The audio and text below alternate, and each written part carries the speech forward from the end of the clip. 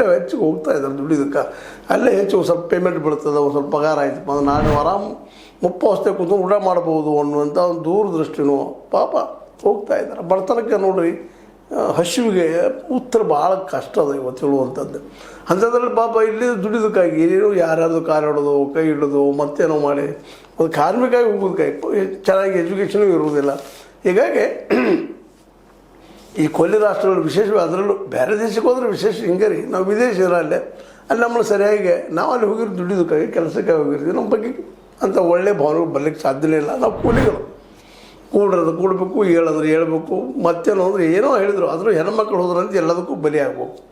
ಹೀಗಾಗಿ ವಿದೇಶಗಳಲ್ಲಿ ನಮ್ಮ ಹೆಚ್ಚು ಕಡಿಮೆ ಒಂದು ಪ್ರತಿದಿನವೂ 20 ಜನ ಕಾರ್ಮಿಕರು ಸಾಯ್ತಾ ಇದ್ದಾರೆ ಅಂತ ರಿಪೋರ್ಟ್ ಬರ್ತಾ ಇದೆ. 20 ಜನ ಪ್ರತಿದಿನ 20 ಜನ ಸಾಯ್ತಿದ್ದಾರೆ ಅಂತ ರಿಪೋರ್ಟ್ ಕಳೆದ 5 ವರ್ಷಗಳಲ್ಲೇ. ಅದಕ್ಕೆ ಪೂರ್ವದಲ್ಲಿ ಏನಿತ್ತು ಗೊತ್ತಿಲ್ಲ, ಬಟ್ ಈಗಿನ ಮತ್ತೆ ರಿಪೋರ್ಟ್ 2021 25 ಒಳಗೆ ಏನಪ್ಪ ಅಂದರೆ ಕಡಿಮೆ ಅಂದ್ರೆ ಸಹಿತ 37,740 ಜನ ಭಾರತೀಯ ಕಾರ್ಮಿಕರು ಮೃತಪಟ್ಟಿದ್ದಾರಂತೆ. ಎಷ್ಟು? 37,740 ಜನ. ಸಾಲದಲ್ಲರಿ ಇದು ಅಮೌಂಟ್. ಪಾಪ ಹೋಗ್ತಾರೆ, ಬದುಕಿ ಕಲ್ತಿರೋದಿಲ್ಲ ಇದೇ ಕೆಲಸ.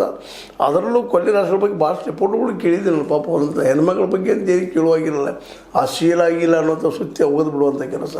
ಮತ್ತು ಅಲ್ಲಿ ಕೊಲೆಗಳು ಆಗುವಂಥದ್ದು, ಮತ್ತೇನೋ ಆಗುವಂಥದ್ದು ಒಂದೊಂದು ಮುಗಿಬಿಡ್ತು. ಅದರಲ್ಲೂ ಮದುವೆ ಆಗಿರ್ತಂತ ತೊಗೊಂಡು ಹೋಗ್ತಾರೆ. ಎಷ್ಟು ಹೆಣ್ಮಕ್ಳು ಕಚ್ಚಿ ಕೇಳ್ತಾ ಇದ್ದೀವಿ. ಅದರಲ್ಲೂ ಕರಾವಳಿ ಏರಿಯಾದಲ್ಲಿ ಹೆಣ್ಮಕ್ಳು ಕರ್ನಾಟಕದ ಅನೇಕ ಜನ